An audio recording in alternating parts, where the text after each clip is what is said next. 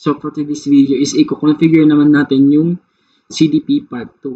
Okay, so ito yung network topology niya, which is meron tayong isang switch 1, dalawang router, and then isang multi-layer switch. Okay, so meron tayong tatlong task dito na gagawin. So number 1 is use CDP to identify which interfaces are used to connect the routers and switches. So paano yung ginawa natin nung part 1 is gumawa tayo ng SH CDP neighbors. Okay, so unahin natin dito sa switch 1. Okay, neighbor natin yung SH CDP neighbors. Okay, so ang nakakonect sa kanya is yung router 1 na may local interface na gigabit Ethernet 01, capability R, platform C1 900, port ID gigabit Ethernet 01. Okay, so next is ating router 1. Ayan, this is CDP neighbors. Okay, so ang nakakonect sa kanya is yung ating switch 1 and then yung ating R2. Ito, dalawa. May local interface na gig 01, capability S, platform 2960, port ID gig 01. And yung R2 natin is gig 00, capability is R, C2 900, and port ID is gig 00. Next is yung isang nating router, which is yung router 2.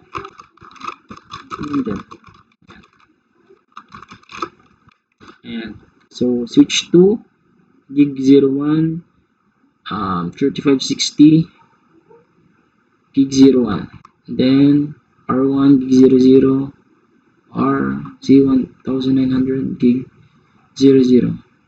Yan. Then next is yung multi-layer natin na switch. Yan. Okay, yung SH CDP neighbors. Ayan, R2 lang yung nakakonect. Ayan, R2. Then na may local interface na gig 01, capability R, platform C2 900, and port ID gig 01. Okay, so next is use CDP to identify the router or switch model of neighboring devices from each device. Okay. So, dito guys, makikita na natin dito yung model of neighboring devices from each device. Okay. So, dito sa switch 1, yan, router 1, yung router 1 is C1900s. Yung ating switch 1 naman is 2960. R2 natin is C2 900. Then yung multi-layer natin is 3560. Ayan. Number 3 is use CDP to identify the iOS version of neighboring devices from each device. Okay, so para makita natin yung iOS version of neighboring devices from each devices, gagamit tayo ng CDP to identify the iOS version. This is switch 1 is type natin. Diba R1 yung ano niya, then SH CDP enter R1. Yan.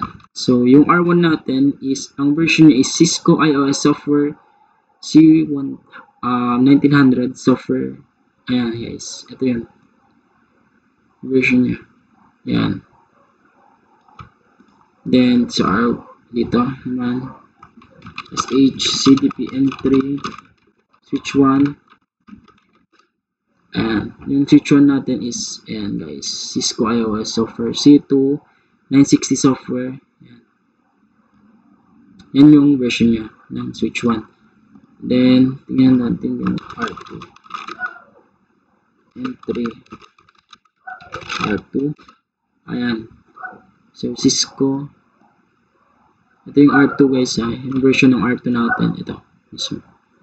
Ayan, version niya. And then dito sa R2 natin, tingnan natin yung switch 2 natin, SH CDP M3 switch 2. Ayan guys, ito yung version ng ating switch 2. Ayan. And yun lang guys.